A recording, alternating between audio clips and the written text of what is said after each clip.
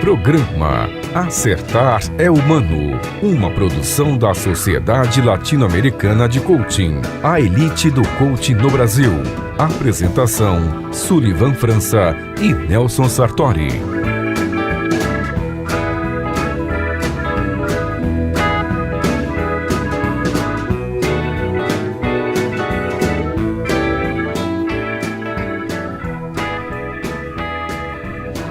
Bom dia, bom dia, bom dia. Bom dia, Nelson. Bom dia, Sullivan, tudo bem? Tudo ótimo. Eu sou o Sullivan França, estamos aqui para mais um programa Acertar é Humano pela Rádio Mundial. E hoje com diversos temas aí, né, Nelson? Vamos falar de uma situações bem polêmicas aí. Hoje nós vamos, bom dia a todos, né? Falou assim, Nelson Sartori. Hoje nós vamos falar com vocês sobre algo que já vem rolando aí há muito tempo no universo da nossa língua e que ainda traz muito debate, que é o quê? O tema da reforma ortográfica, né? Fala assim, não fique pensando que a gente vai dar aula de português aqui hoje, não. Nós vamos falar um pouquinho sobre o que é a reforma ortográfica, o que ela representa para a nossa língua e, na verdade, por que existe tanto conflito gerando em torno disso, tá? E vamos falar de uma forma bem descontraída, né? Nós vamos bater um papo sobre isso. É como você falou, é importante dizer que não vamos aqui dar aula de português. Sim. Ou da língua portuguesa. A ideia não é essa. A ideia é bater um papo de uma forma descontraída, como é a proposta do nosso programa Acertar é Humano, não é isso? Mostrar o foco do que é a reforma ortográfica e, logicamente, já que a nossa proposta é o foco positivo, foco na solução, é mostrar realmente como isso acontece. Perfeito. E antes de entrarmos no tema, vamos falar da nossa fanpage. Quem quiser curtir a fanpage, quem quiser nos acompanhar, diariamente postamos algumas coisas, debatemos alguns temas pela fanpage, colocamos os programas, né, que nós fazemos. E para quem pegou o programa pela metade, quiser ouvir o programa, vai na nossa fanpage, Facebook, programa Acertar é Humano, não é isso? E quem quiser baixar os programas e ouvir os programas, pode entrar no site slac.com.br, na Galeria Mídias. Todos os programas estão lá, desde o primeiro programa, tem um breve resumo sobre o programa, leia o breve resumo, o programa te interessou, baixa o programa, você pode ouvir. Tem o programa que nós falamos sobre coaching, tem o programa que nós falamos sobre as gerações, tem diversos programas lá que vocês podem ouvir. E também pode acompanhar o quê?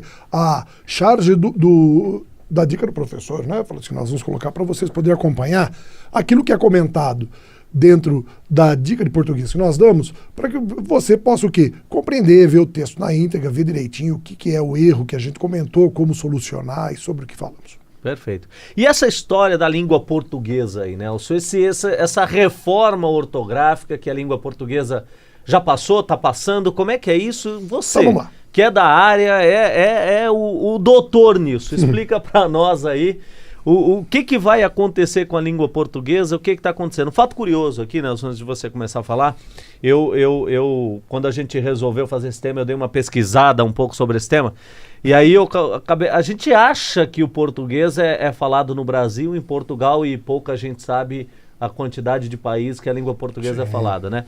Então nós temos aí hoje 7 países onde é falado o idioma português. Sim. Né? Tanto é que a reforma ortográfica, ela trata de um acordo. O que é um acordo? É comum a todos os países que falam a língua portuguesa. Perfeito. E o curioso nessa quantidade de países que falam a língua portuguesa é que existe uma diferença de sotaque muito grande. Então muito grande. Todos se distanciam muito do original, que é Portugal, né? Sim.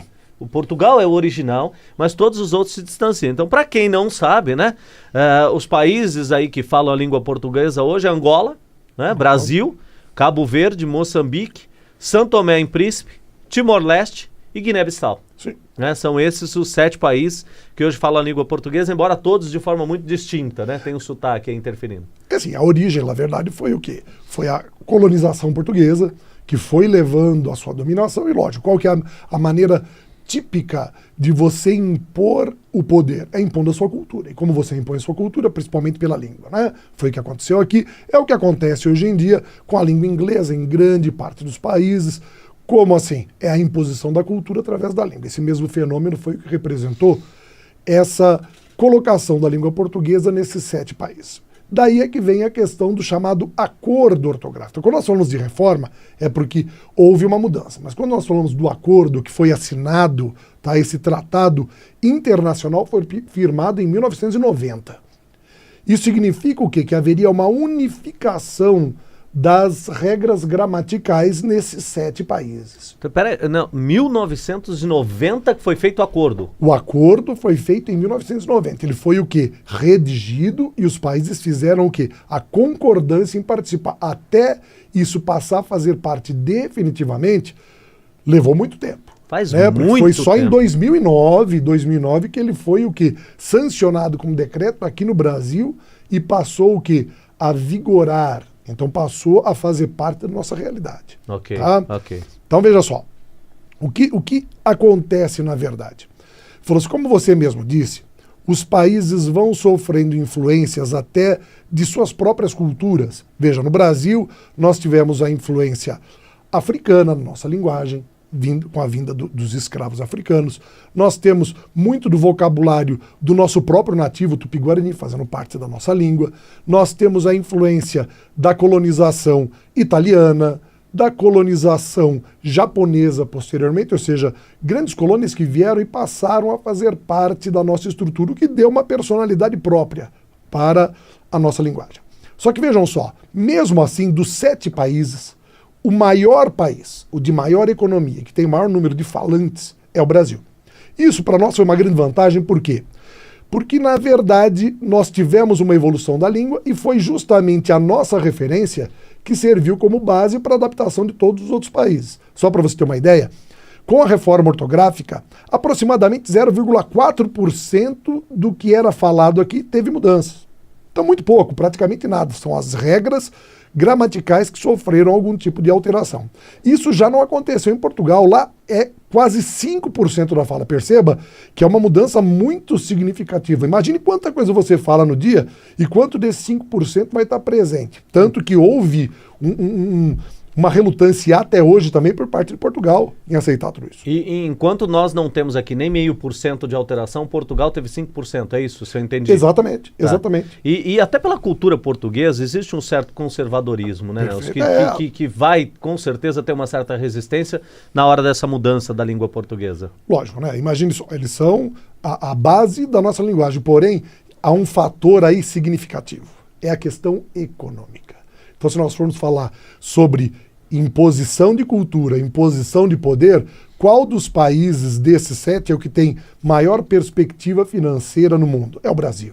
É o que mais fornece tecnologia, é o que mais se relaciona com os outros países entre os 7. Então, obviamente, ele teve o peso maior, até porque a evolução, a representação tecnológica do que a nossa língua representa tem mais valor para o Brasil. Deixa eu explicar isso daí. Imagine um programa de computador sendo feito e traduzindo a sua linguagem para o português de Portugal como era antigamente. Isso não era positivo? Sim, porém, não há uma economia em Portugal que sustente esse investimento específico, já que o consumo deles é mínimo comparado ao Brasil. Que justifique esse investimento. Exatamente. Então, se eu estou entendendo, Nelson, então a gente pode acreditar que por conta de fatores econômicos, vamos dizer, políticos e econômicos, sim, o Brasil, de certa forma, acabou impondo essa mudança ou encabeçando essa mudança, não necessariamente impondo, mas encabeçando essa mudança, pode ser? Sim, olha, veja só por quê. Falou assim, muito daquilo que foi colocado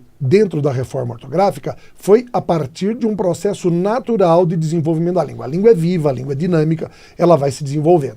Então vejam só, dentro desse desenvolvimento, quem mais contribuiu para essa transformação? Aquele país em que o número de habitantes era maior. Então o Brasil, nesse ponto, ele tem o seu valor maior de contribuição nesse trabalho. Porém, não significaria que isso seria importante se nós tivéssemos uma economia muito inferior, por exemplo, a de Portugal.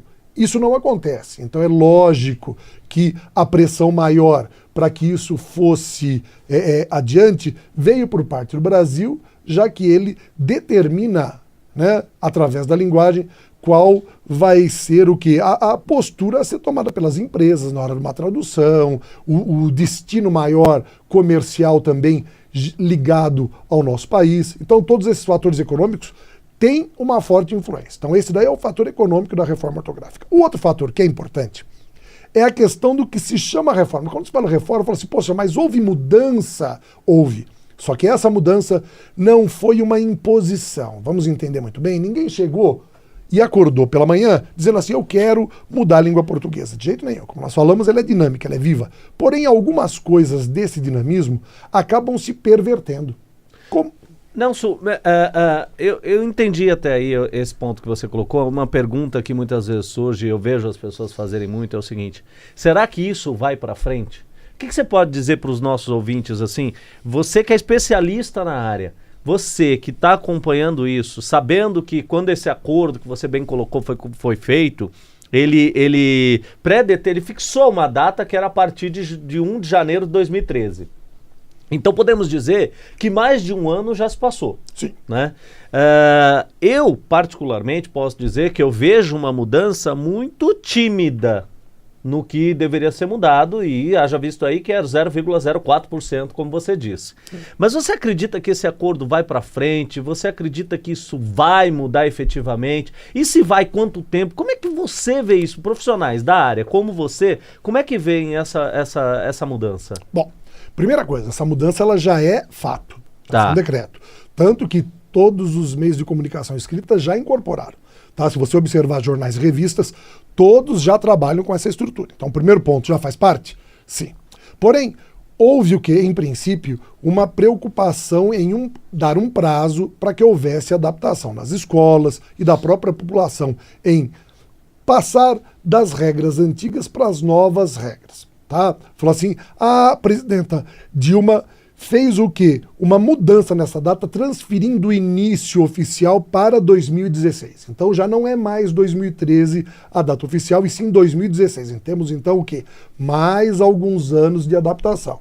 Se isso vai ser reavaliado no futuro e se vai ser o quê? Prorrogado mais uma vez, nós não sabemos. O importante é que já faz parte. Então vejo, impossível voltar atrás. Então respondendo a sua pergunta, isso daí vai vingar? Já vingou.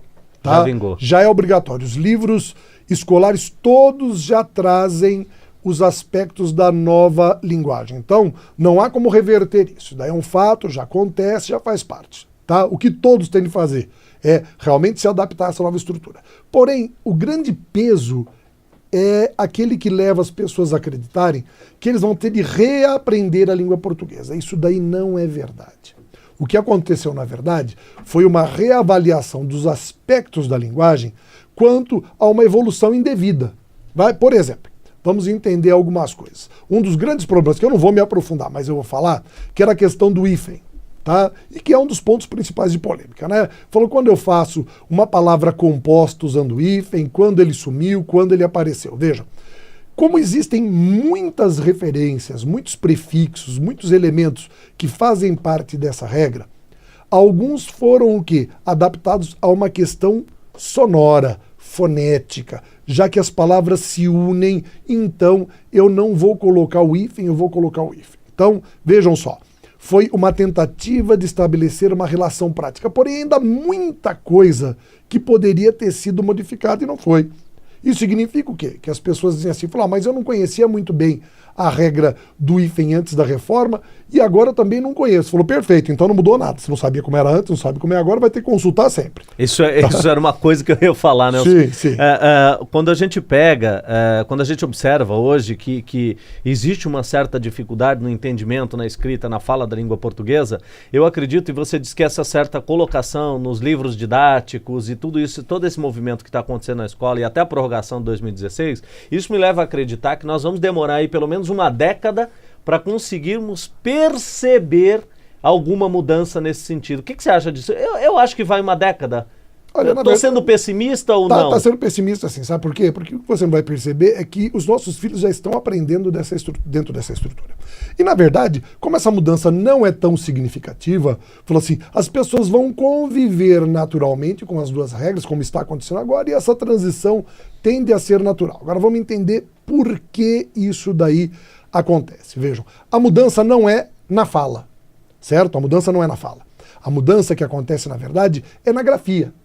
Deixa eu colocar isso daí bem prático. Antigamente, toda vez que nós tínhamos a pronúncia do U na construção do QU ou QI, por exemplo, sequência, vejam, o meu U é pronunciado, nós tínhamos de usar o trema.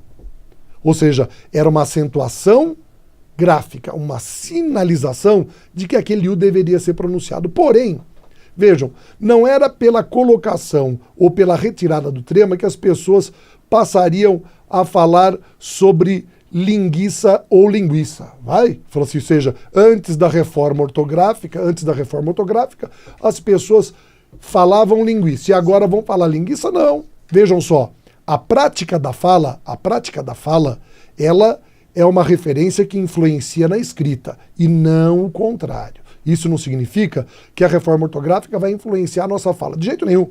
Nós continuamos falando sequência, falando linguiça. O que acontecia era o seguinte, todo mundo falava certinho a palavra linguiça, a palavra sequência. Todo mundo lia direitinho linguiça e sequência, só que não, quando iam escrever, não colocavam trema. Então vejam, nós falávamos certo, nós líamos certo, mas escrevíamos errado. Então o que é a reforma ortográfica? Simples. Vamos resolver esse problema? Já que ninguém usava o trema mesmo, ele está fora. Olha que simples. Agora você fala certo, lê certo e escreve certo. Porque ao invés de procurar onde você deve colocar o trema, você já não coloca em lugar algum. Então cai aquele paradigma do que muita gente diz que essa reforma complicou a língua portuguesa. Muito pelo contrário, ela facilitou. Facilitou. Vejam, quando nós estávamos falando da regra do hífen, falou assim, o que acontece? Você ainda precisa consultar, só que o número de palavras hoje que são colocadas com o hífen diminuiu. O ideal seria o quê? Que não houvesse o hífen, que as palavras fossem escritas separadamente ou todas juntas, independente de qualquer coisa, e nós pudéssemos o quê? Representar a nossa fala. Quando eu digo couve-flor, colocar o hífen ou não colocar não impede que você leia, escreva ou fale de maneira correta. Entendi. Tá?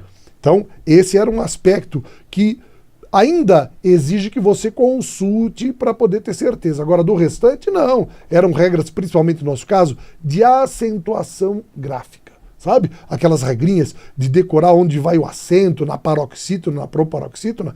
Tudo isso daí tem uma lógica muito grande. Eu sei que as pessoas falam assim, tem uma lógica, eu tive que decorar a vida inteira, né?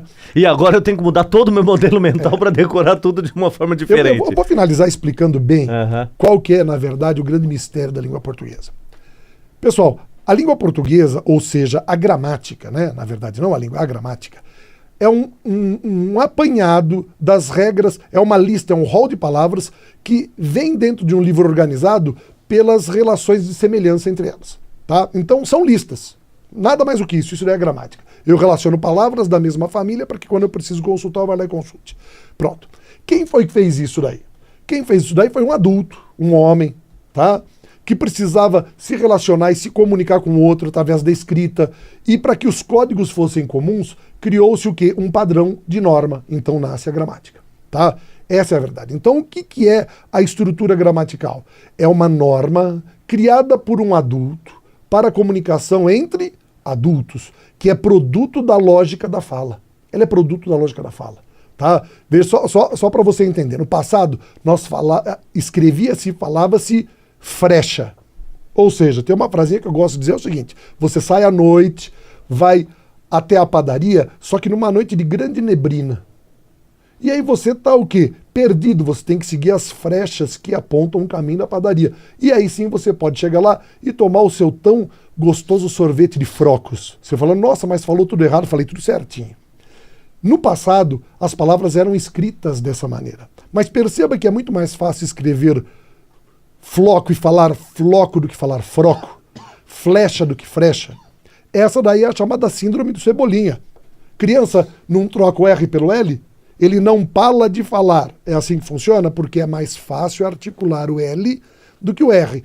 Tanto isso é verdade que muitas palavras foram evoluindo a partir dessa estrutura.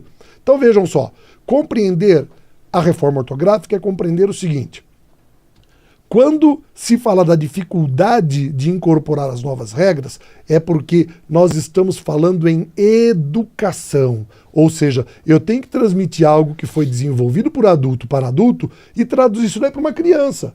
Como criança não tem a lógica de compreender isso que eu acabei de falar, que é um processo de evolução da linguagem, trocar o R pelo L, eu tenho que formular uma regra para que ela decore. Porque até aquele momento, ela não é capaz de entender a lógica, então ela decora regras. Resultado, a gramática foi construída em torno de regras para serem decoradas por crianças e não por adultos, porque nós falamos bem, você fala o dia inteiro, uma infinidade de orações subordinadas, substantivos, objetivas, reduzidos e particípios. Você fala Jesus Cristo, o que é isso? Não importa, você usa. Agora, dar o nome é uma questão da nossa gramática que é de menor importância. Isso não é para os estudos apenas. E é disso que nós estamos falando. É da reforma prática, daquilo que veio simplesmente solucionar problemas, da fala e principalmente da grafia, não é? Da grafia, para que você não se desgaste falando sobre isso.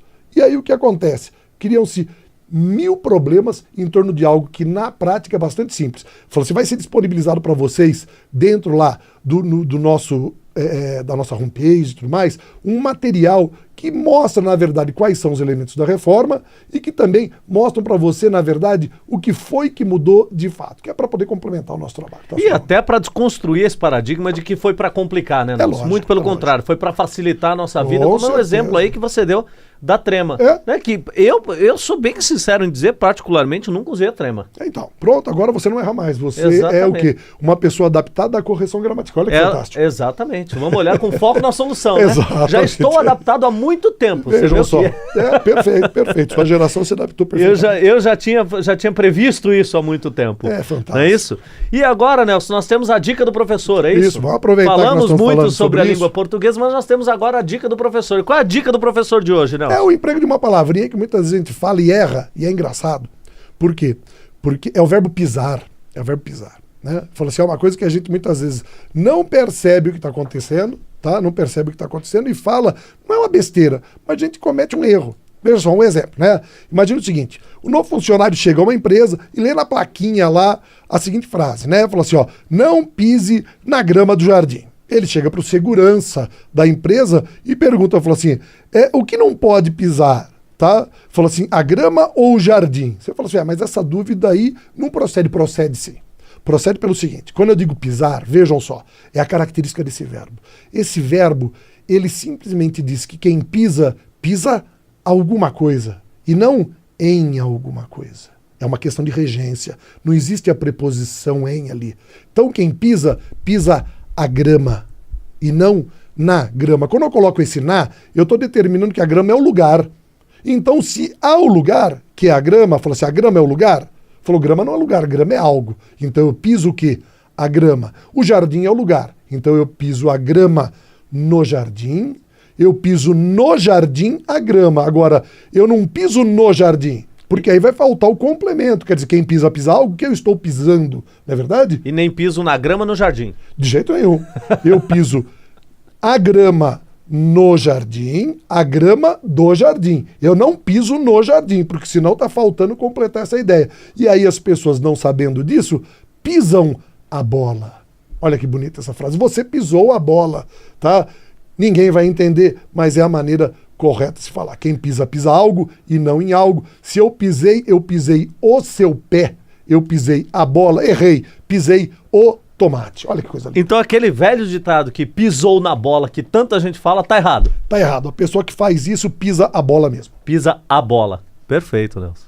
Tá bom? E agora, finalizando esse nosso trabalho, vem o Sullivan França com o momento do coach, o minuto do coach. Vai lá. Então o minuto do coach hoje deixa 2 perguntas para você, nosso ouvinte, para que você reflita na próxima semana, antes de nos encontrarmos na próxima quinta-feira. Então a pergunta é, o que você vai deixar para ser lembrado? E além do que você vai deixar para ser lembrado, uma outra pergunta para que você possa refletir ao longo da semana é, do que você mais se orgulha de realização do ponto de vista pessoal? O que você fez até hoje que você mais se orgulha? Pense sobre isso. Esse é o Minuto do Coach de hoje. Nos encontramos na próxima quinta-feira. Grande abraço a todos, não é isso, Nelson? Isso mesmo, minha gente. Grande abraço a todos e até o nosso próximo programa.